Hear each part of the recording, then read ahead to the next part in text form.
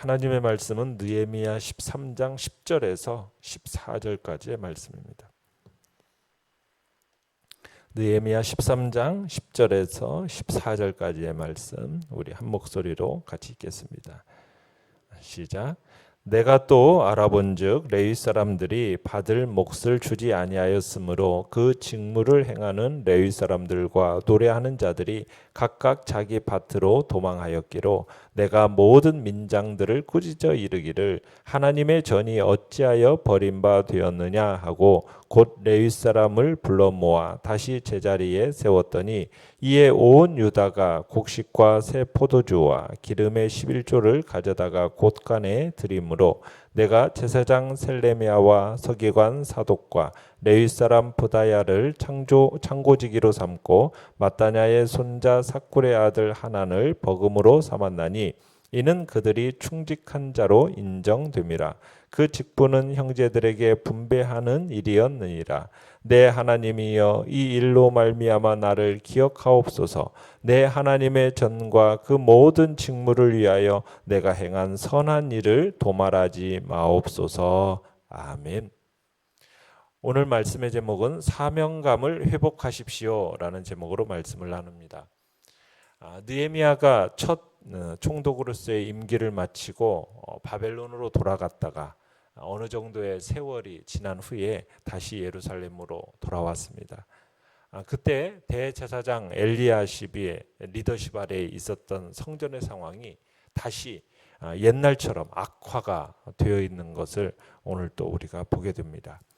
내용 관찰 문제 1번을 보시면 일부 레위 사람들과 노래하는 자들이 뿔뿔이 흩어진 이유는 무엇입니까? 레위 사람들은 원래 기업이 없습니다. 땅을 소유로 받지 않았죠. 레위 사람들은 성전에서 나오는 11조와 헌물들을 통해서 살도록 되어 있어요. 그런데 백성들이 11조와 헌물을 하지 않으니까 레위 사람들이 살아갈 수 없는 지경이 된 거죠. 물론 사례를 받기 위해서 사역하는 것은 아닙니다. 그렇지만 식소를 거느린 가장으로서 사례를 받지 못하면 생계가 막막해지는 건 당연한 일 아니겠습니까? 그래서 결국 레위 사람들이 이 사역을 접고 각자 살 길을 찾아 나서게 된 겁니다. 그래서 10절에 보시면은 각각 자기 밭으로 도망하였다.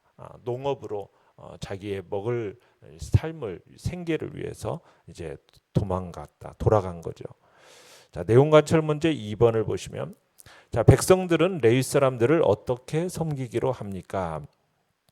12절에 보시면 백성들이 곡식과 포도주와 기름 등의 예물과 11조를 가져다가 성전 창고에 들여놓음으로써 레위 사람의 생계를 책임지고 섬기기로 이렇게 합니다.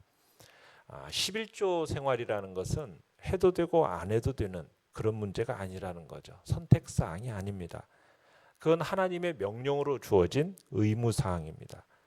하나님은 이스라엘 백성들에게 11조를 바쳐서 제사장들과 레위 사람들의 응식으로 삼게 했습니다. 그렇다고 하나님은 무슨 세금을 거두시는 분이 아닙니다. 하나님은 우리가 가진 모든 것을 주시는 분이시죠. 우리가 뭔가를 얻었다 하면은 그 모든 것은 하나님의 은총의 결과인 겁니다. 그리고 하나님은 그처럼 주신 것에 10분의 1을 당신에게 주시도록 바치도록 요구하고 계시죠. 그 10분의 1을 요구하시는 이유가 무엇이겠습니까? 내가 주어진 이 모든 것이 근본이 하나님의 소유라는 것을 고백하는 거죠. 그 신앙의 고백이 그 11조 속에 들어있는 겁니다. 그러니까 이 11조 생활이라는 것은 성도가 내가 하나님의 은혜로 구원을 받았음을 나타내는 신앙의 증표이면서 내가 하나님께 모든 것을 공급받아 살고 있다라는 것, 그것을 지금 11조라는 것을 통해서 하나님 앞에 고백하는 겁니다. 그러니까 11조만이 아니라 내 삶의 모든 소유가 누구에게 있다? 하나님께 있음을 고백하는 의미, 그게 바로 11조에 담겨진 의미, 예물의 의미라는 거 우리가 보게 되는 겁니다. 연구와 묵상 문제 3번. 하나님의 전을 원래 모습으로 회복하고자 느헤미야가 가장 중점을 두고 한 일은 무엇입니까? 제일 먼저는 11절에 보시면 느헤미야가 11조와 헌물을 드리지 않음으로써 레위인들이 달아난 사실로 인해서 누구를 꾸짖고 있습니까? 모든 민장들을 꾸짖고 있죠. 그러니까 민장들을 대상으로 해서 어떻게 성전과 사역자들을 이처럼 방치할 수 있느냐라고 하면서 꾸짖은 겁니다. 여기서 민장들이라는 것은 누구이겠습니까? 백성들 가운데서 지도적 위치에 있는 사람들을 가리키는 거겠죠. 그러니까 오늘날로 말하자면 평신도 지도자다라고 볼 수가 있습니다. 그러니까 이들은 백성들에게 모범을 보이고 백성들을 지도할 책임들이 이들에게 있었다라는 것을 보여주는 겁니다. 그러니까 하나님께서 교회에 여러 직분을 세우시는데 직분을 세우시는 이유가 뭡니까? 단순히 그냥 명예만을 얻도록 하려고 주시는 게 아니죠. 성도들 위해 군림해서 명령하고 시키라고 그 직분을 주는 게 아닙니다. 그와는 정반대로 신앙의 모범을 보임으로써 성도들로 하여금 바른 신앙의 길로 이끌 책임을 그들에게 준 겁니다. 그래서 지금 지도자들이 그런 모범을 보여야 되는데 모범을 보여야 될 이 민장들 지도자들이 11조를 드리지 않음으로 인해서 11조와 헌물을 드리지 않는 이 백성들의 잘못을 지도하지 않고 방치한 거죠. 그 막중한 사역을 저버린 겁니다. 그래서 느헤미야는 이 민장들을 먼저 꾸짖습니다. 왜? 일반 백성의 죄보다도 이들의 죄가 크다라는 거죠. 그리고는 레위 사람들을 다시 11절에 보시면 성전으로 불러들입니다. 그리고 사역에 전념할 수 있도록 합니다. 아마 느헤미야가 레위 사람들을 성전으로 불러들임에 있어서는 그들의 사례를 보장하겠다라는 그런 보장된 내용을 그들에게 얘기했겠죠. 그러면서 그들이 이제 돌아오니까 이제 레위 사람들이 다시 사역을 시작했다라는 소식이 들려지니까 백성들이 곡식과 포도주와 기름의 11조를 이제 성전 창고에 들여놓게 됩니다. 자, 그렇게 이제 성전 창고에 많은 헌물들이 꾸준히 들어오니까 이제 뭐가 필요합니까? 그 헌물들을 관리할 사람이 필요한 거예요. 그래서 느헤미야가 13절에 보시면은 사람을 세우죠. 창고를 관리할 책임자를 세웁니다. 누가 세움받게 되죠? 제사장 셀레미야와 서기관, 사독, 레위 사람 부다야를 책임자로 삼아서 이제 창고를 관리하도록 합니다. 자, 그런데 이 사람들은 뭐에 인정받은 사람들입니까? 충직한 자로 인정된 사람들입니다. 충성스럽고 정직한 사람으로 인정받은 사람이란 얘기죠. 그러니까 백성들이 곳간에 드리는 이 11조를 관리하고 분배하는 일을 하는 거예요. 다시 레위 사람들이 돌아오게 하고 헌물을 다시 받을 뿐만 아니라 그 헌물을 잘 관리하고 그리고 반복되는 실수가 나오지 않도록 질서를 세우고 사람을 세워서 지금 조직과 구조를 만들고 있는 겁니다. 그러니까 우리에게 있어서 일정한 질서와 제도가 필요한 거예요. 너무 조직화되어지는 것, 지나치게 조직화되어지는 것은 제도화되어지는 것은 안 됩니다. 그렇지만 일정한 정도의 질서와 제도를 세우지 않으면 어떻게 됩니까? 중구난방이 되는 거죠. 그게 우리 인간이에요. 그래서 제도와 질서 없이 교회가 되지를 않습니다. 그래서 교회마다 일정한 정도의 질서를 세우고 조직을 갖추는 일을 하면서 개혁을 지속되도록 할 때 건강한 교회가 세워지는 겁니다. 우리는 다 같은 형제다 하면서 어떤 직분 없이 질서 없이 이루어지는 그런 것은 교회에 있어서 건강한 모습이 아니라는 거죠. 자, 느헤미야가 이들을 창고지기와 버금으로 삼은 이유에 대해서 어떤 사람으로 인정되었다라고 얘기하고 있습니까? 충직한 자라고 인정되고 있다라고 얘기하고 있어요.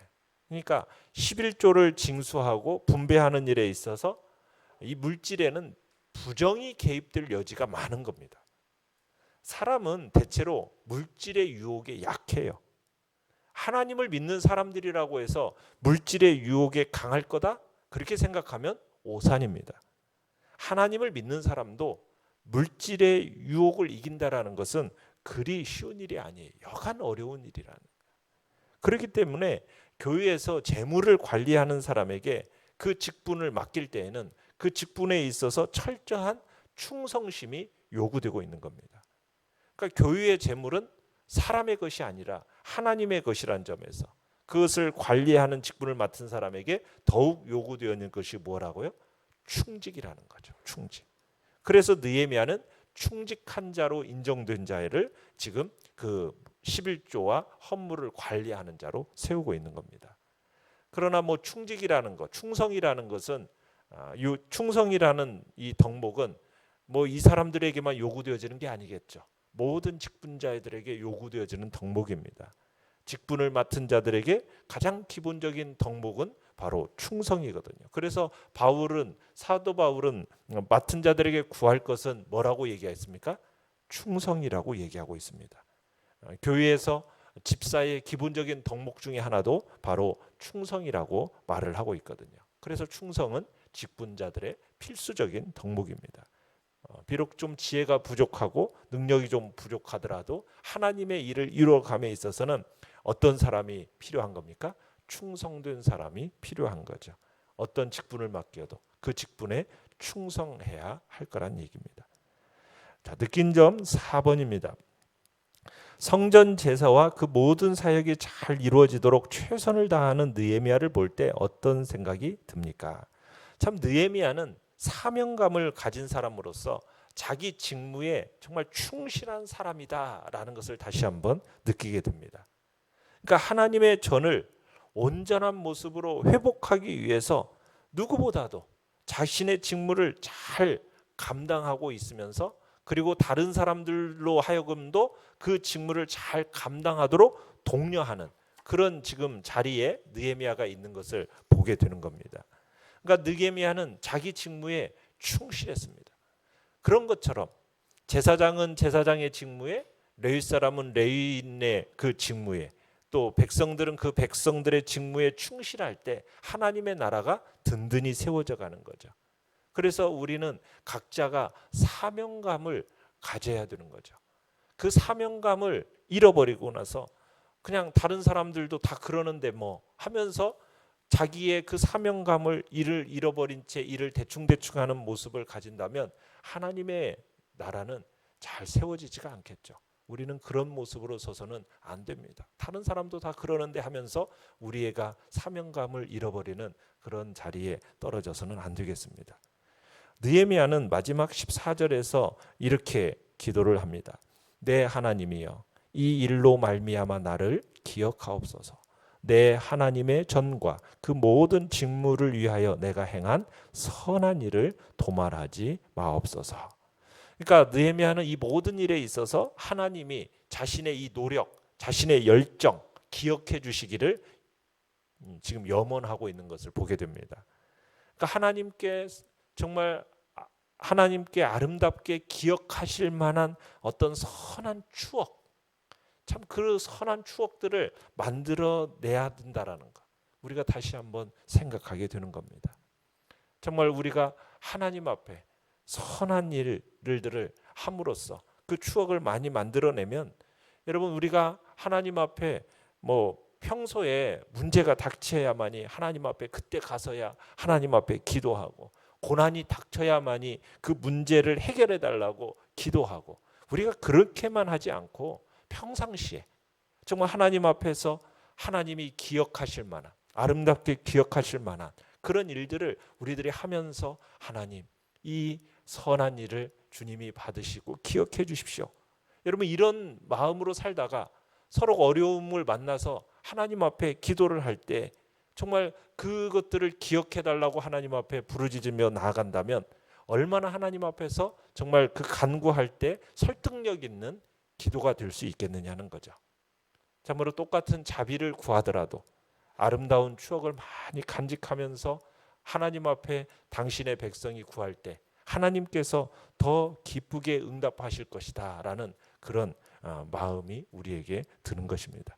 오늘 한 날도 정말 하나님의 마음을 기쁘시게 할 만한, 정말 하나님 앞에서 아름답게 하나님께서 추억하실 만한 그런 복된 일들을 우리가 많이 만들어내는 은혜가 있기를 간절히 바랍니다. 결단과 적용 5번입니다. 교회와 가정, 직장 등에서 내가 마땅히 감당해야 할 의무를 저버림으로 발생한 어려움은 없습니까? 나는 여러 종류의 세금을 바르게 내고 있는지, 분리수거를 철저히 하고 있는지, 11조를 정확히 내고 있는지 점검해 봅시다. 결단과 적용 같이 읽겠습니다. 시작.